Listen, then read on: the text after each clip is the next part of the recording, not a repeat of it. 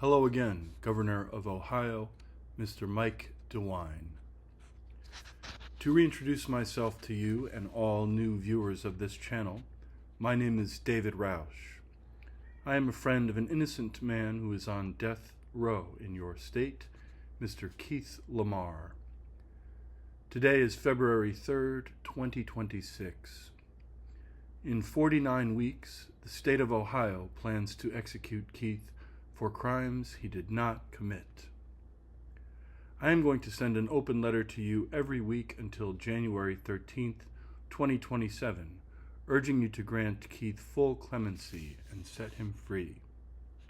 I will also read these letters to you on weekly episodes of this YouTube channel in the hope that the American public knows about Keith and joins the cause for his liberation.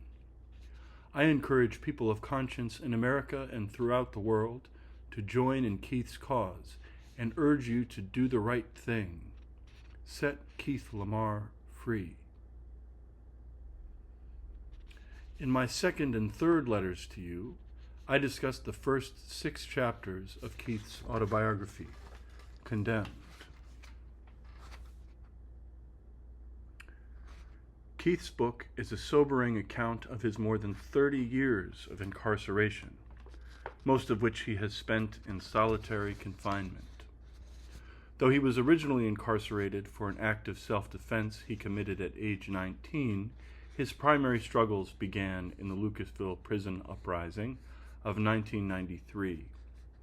On this fateful Easter Sunday, a group of Sunni Muslim inmates staged a revolt in protest of a tuberculosis test the prison forced them to take that was against their religious practice.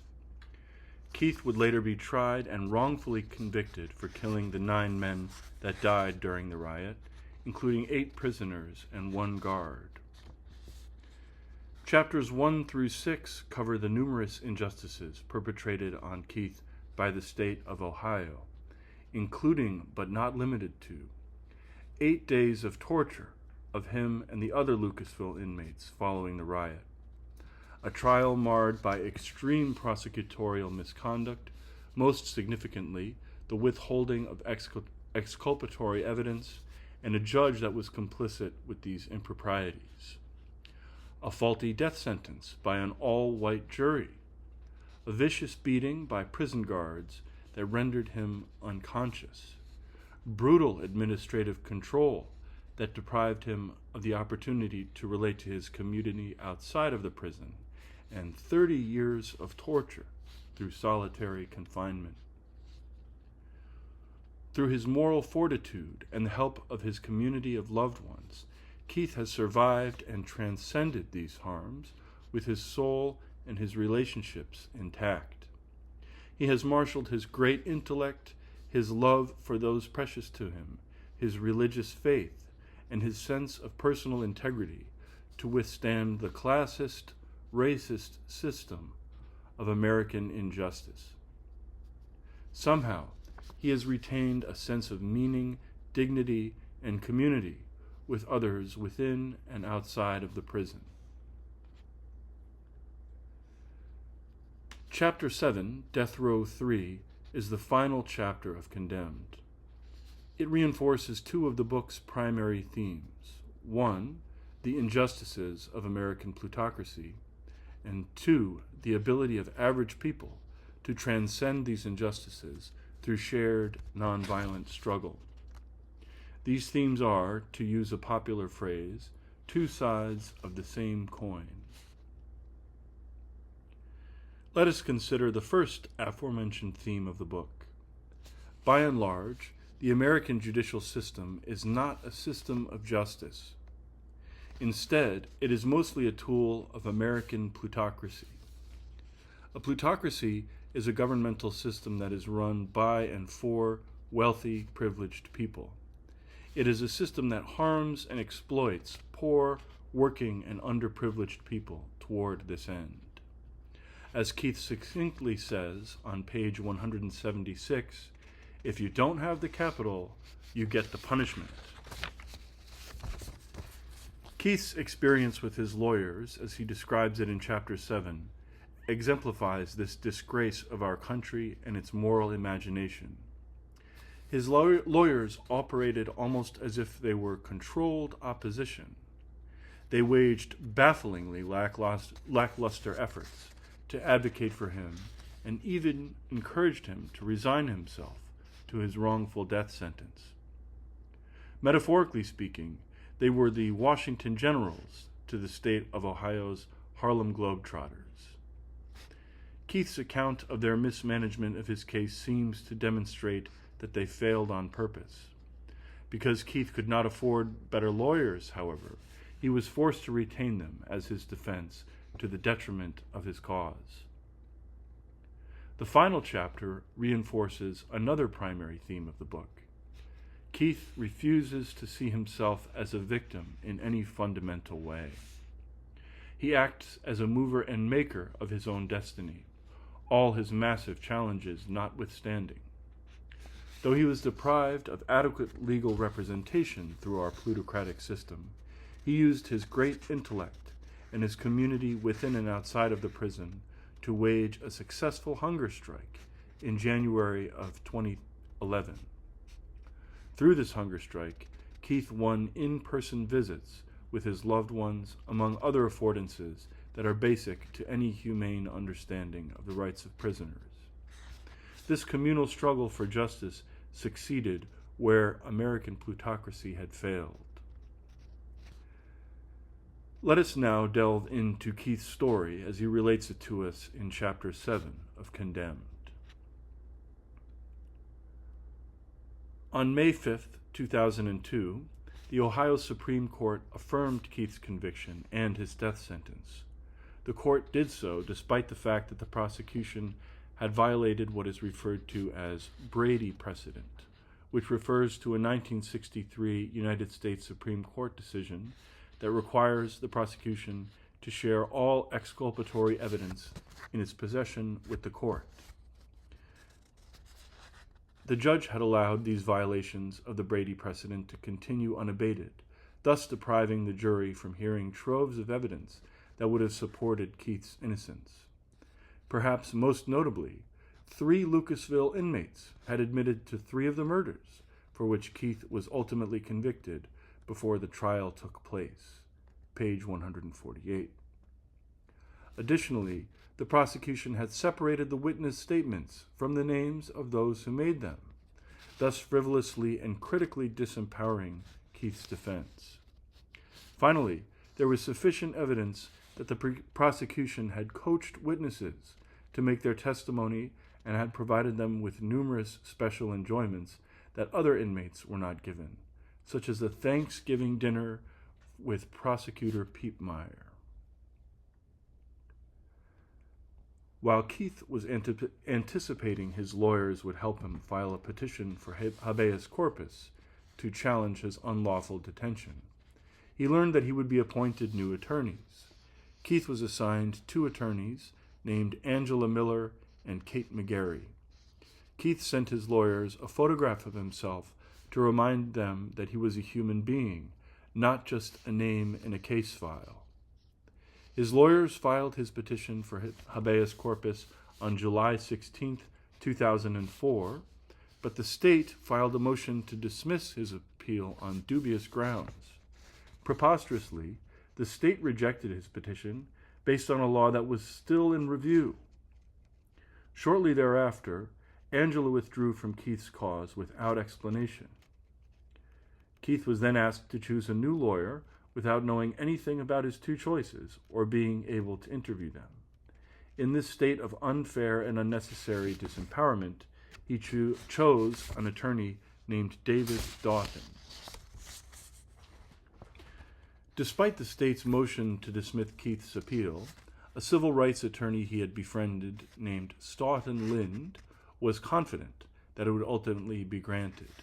In a rare moment of good fortune, Stoughton was proved right. Keith's hearing was set for July 8th and 9th of 2007. He invited as many of his friends and family as he could to be with him on that day. Just before he was escorted into the courtroom, Keith was presented with a degrading false choice by the guard.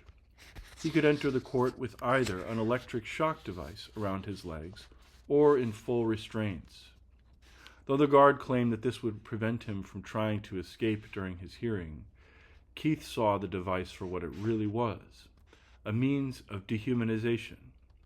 Despite this dehumanization, however, Keith agreed to wear the device. Had he refused it, his 5-year-old niece would have seen him in the alarming full restraints. Keith was greatly comforted when he entered the courtroom, as there was a massive crowd of friends and family present to show him support, including former fellow inmate and friend Kunta, as well as Stoughton and his wife Alice, who is also a civil rights attorney. When the proceedings began, prosecutor Piepmeyer claimed that their use of a, quote, narrow Brady standard, unquote, justified their shirking of the president. He claimed that because there had been so much violence on the day of the uprising, they would only rule out Keith's culpability if a witness had specified Keith by name as innocent. Perhaps unintentionally, Piepmeyer thus demonstrated that the fact that the prosecution relied on a presumption of guilt, not a presumption of innocence. Keith saw his loved ones shaking their heads in disbelief when he looked around the room. Then, Prosecutor Teager took the stand. After reiterating Piepmeyer's dubious defense of their conduct, Keith's lawyer asked Teager a loaded question. If there were statements that were inconsistent with what your witnesses were saying, would you consider those to be exculpatory? Page 147. If Teager had answered yes, he would have admitted to violating the Brady precedent and depriving Keith of a fair trial. It was common knowledge in the court that there were, in fact, statements that were inconsistent with the witness testimony. If he had answered no, it would have shown that he had never intended to give Keith a fair trial in the first place. Sure enough, Teager turned to the audience and flippantly answered, "Not necessarily." Keith heard a gasp from the spectators and saw his mother crying. When Teager passed him, returning to his seat after his testimony, he did not acknowledge Keith at all. When the final prosecutor, Bill Anderson, took the stand, he made another preposterous defense of their withholding of exculpatory evidence. We were trying to protect ourselves from being the ones that made the call on what was exculpatory and what was not, he said, on page 148. This was in clear violation of their duty to act in good faith as attorneys and follow precedent to the best of their knowledge and ability. This is not a responsibility one can shirk at all for any reason, let alone to protect oneself in the way Anderson described. The judge called for a recess after Anderson's testimony. He addressed the tense court in a cordial way and later told Stoughton and Alice Lind, who had written about the Lucasville prison uprising, advocating for the inmates, that he had read their work. Though the judge's manner and statements gave some reason for cautious optimism, he would nevertheless take several years to make his decision. When he returned to Ohio State Penitentiary, Keith felt great sadness after being suddenly deprived of his community again. In the following weeks, Stoughton sent him a book that would change his life, entitled Nothing But an Unfinished Song, by the Irish anthropologist Denis O'Hearn. Remember, O'Hearn wrote the foreword for Condemned. When Keith received the book, Keith read it straight through immediately. He was moved to tears of compassionate, righteous anger by the book's account of Bobby Sands, an Irish prisoner who died in a hunger strike in the late 1980s. Though Bobby did not survive his protest, he embodied great moral courage and personal integrity. Keith felt that the book and its hero might have answered a tremendously important question he had asked himself. How can I see my family again? Before committing to a hunger strike, however, Keith decided to reach out to Dennis through a letter. He told Dennis that his book had helped him understand his circumstances more than any book he had ever read. This is very telling, as Keith is a voracious reader who had earned his GED in the first several years of his incarceration. Keith felt that, like Bobby, he had been forced into a new identity and challenged to rise to his humanity. He intended to, quote, live his truth fully, unquote, page 152. Though Keith had grown up as an impoverished black child in an underserved part of Cleveland, he found unity with Sands, who had also grown up impoverished and alienated from other impoverished, alienated people. Keith and the white prisoners in the cells near him had originally been alienated from each other by white supremacy. Similarly, Bobby Sands had originally been alienated from his fellow prisoners by religious animosity between Irish Catholics and Irish Protestants. Through Bobby's example, Keith saw that prisoners could transcend this alienation from one another and unify around their shared struggles. Dennis responded very quickly to Keith, and they began a correspondence over letters about political theory, the music they loved, and the meaning of life. Dennis later visited him in prison. They spoke with each other for 12 hours over 2 days. Keith gave Dennis his necklace to place on Bobby Sands' grave. Dennis agreed. Before he left, Keith told Dennis that he had been contemplating a powerful campaign for his liberation. This was the hunger strike. He playfully kept it a secret, however, perhaps to keep some levity and to have something to work on and look forward to for their next meeting. This subject took on an added gravity when, 3 years after his hearing, the judge issued a statement that nastily and spuriously rejected the defense's grounds for their petition for habeas corpus. It was, however, merely a public statement, not a final decision. It was then incumbent upon Keith's attorneys to file objections to the judge's statement. Their objections were one of the first alarming indications that Keith's attorneys were controlled opposition. Attorney Doughton's statement was poorly written and weakly argued. In Keith's first conversation with his attorneys, they claimed Keith's case was all but hopeless. In contrast to his relationship with his lawyers, Keith's relationship with activists and academics provided him with continued help and encouragement. Dennis brought his soon-to-be wife as a guest for his next meeting with Keith. Keith told him that he would be going on a hunger strike to protest the prison's brutal administrative control that deprived him and his fellow inmates of in-person meetings with their loved ones. I may have to go the whole way this time, Keith told them. I need to see my niece.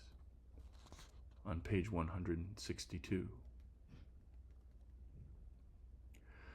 With Dennis and his partner's enthusiastic support, Keith and 4 of his fellow death row inmates decided to begin their hunger strike in January of 2011. Keith wrote a statement on their behalf. He stated that he was, quote, unwilling to participate in a fraudulent and vindictive system, and that, quote, though they had been labeled as nothing more than scapegoats, unquote, they deserved the basic human ability to hold their loved ones. He concluded his statement with a poem by Claude McKay. The poem is a call to courageous, unified resistance for those undergoing threats to their lives. As the hunger strike began on January 3, 2011, and as his allies outside of the prison helped spread their message, their cause garnered international attention. Both the warden and Dennis told him that news of their protest was all over the internet. Keith received more than 100 letters and emails of support from people he had never met. In addition, more than 1,000 people signed a petition in support of the hunger strike. Though the warden threatened to exacerbate the administrative control, Keith expressed defiant resolve. "Take my stuff away," he said. "It says more about you than it says about me." Through the inmates' unified struggle, the hunger strike was ultimately successful. On January 15, 2011, the strikers received a written declaration that the majority of their demands would be met. Most importantly, they would be granted in-person visits with their loved ones. Though Keith took great pride in his determination and reveled in his ability to hold his loved ones when he was finally able to do so, he also acknowledged the role that his community of righteous friends outside of the prison had played. As he cried, quote, "tears of hope and determination," unquote, he wrote a letter of gratitude to his supporters. Keith's victory in this stage of his struggle coincided with another disappointment, however. The judge ultimately rejected his appeal for habeas corpus. This was a reaffirmation of a theme in his life. The so-called justice system in America is, in fact, a system of almost unrelenting injustice. It is appropriate at this juncture to remind you, Governor Dewine, that you have the opportunity to be an exception to this injustice. Unlike any other individual besides the president, you can grant Keith full clemency and set him free. Keith says later in his book that the political authorities in our society should, quote, practice what they preach, or, as Malcolm X suggests, preach what they practice, unquote. As I said to you in my last letter, it is likely that you agree with me and Keith about some political and moral matters, and likely that you disagree with us about others. Whether or not you find Malcolm X to be a compelling moral figure, however, the truth of this principle is incontrovertible. If you believe in Christianity, you should act as Christ would in this circumstance. You should be merciful to Keith, grant him full clemency, and set him free. Let us return now to Keith's account of his struggles. Shortly after he learned that his appeal had been rejected, he confronted his attorneys about their half-hearted efforts. In particular, they had failed to obtain discovery or access to exculpatory evidence. Keith's lawyers continuously stated that there was little they could do for him toward this end. His lawyers' assertions seemed questionable to Keith. All of the other inmates who had been convicted in relation to the riot had been granted full discovery after all. Ultimately, Keith would be proven right on this matter. The lawyers he was appointed after Kate and David recused themselves were able to obtain discovery, as he had predicted. Though Keith tried to maintain cordiality and some amount of optimism in his interactions with Kate and David, they did little to advance his cause or regain his trust. This negative tone in their relation came to a climax when, in a starkly impersonal conference call, they asserted that Stoughton and Alice Lind were, quote, trying to poison Keith against them. Page 191. Keith was as hurt as he was baffled by this assertion. The Linds had provided him with sound advice and invaluable support for his cause as devoted civil rights attorneys, activists, and friends. Meanwhile, his attorneys seemed to have all but surrendered their fight altogether. Kate laughed harshly at Keith when he told them, in understandable bitterness, "If I had money, I'd fire you." However, it is a testament to Keith's moral character that, after his lawyers recused themselves from his case, he assumed a merciful attitude towards them. Instead of faulting them for his conviction, incarceration, and death sentence, Keith holds the prosecution, the judges, and the carceral system writ large accountable. As I described in my last letter to you, Governor Dewine, Keith's merciful attitude towards his lawyers recalls an important lesson he learned from his beloved grandfather. In their last phone call before his grandfather died, his grandfather made an ardent plea to him. You have to let go of all of that pain inside you. Though this is quite an ask, considering the tremendous pain Keith had endured, Keith has honored his grandfather's wisdom. He has learned to practice mercy, despite the cruelties he has suffered. As he practices mercy on others, Keith has also held firm in unshakable self-respect. In the closing pages of Condemned, Keith reaffirms that he, quote, will not willingly forsake himself. He states that even though the state of Ohio might, unless you rule otherwise, Governor, take his physical life, he is a child of God. His soul cannot be destroyed, for he has liberated his soul through love. After all, he says, love is the only freedom. Keith's moving reflection on the fate of his soul should not distract you from your moral responsibility, Governor Dewine. You are not God, and so it is none of your business to deal with his fate in the afterlife. As a fellow mortal man, who happens to be much more powerful than me or Keith, as a devout Catholic, and as a public servant, you must act in accordance with moral law. The sixth commandment says it simply, thou shalt not kill. Do not debase yourself with pedantic, grotesque, and evil distortions of this commandment to justify the use of the death penalty.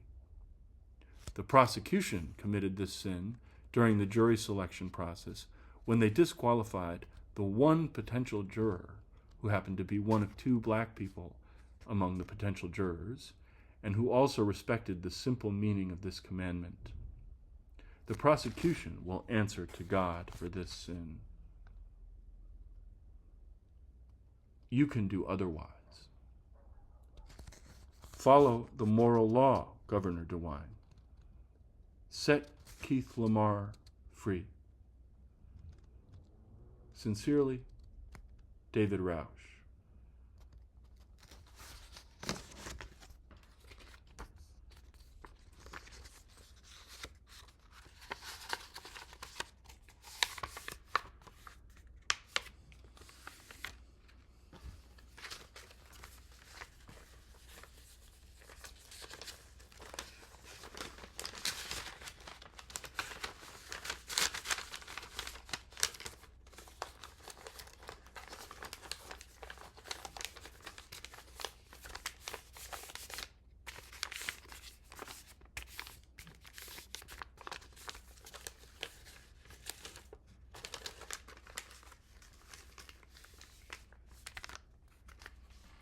Do the right thing, Governor.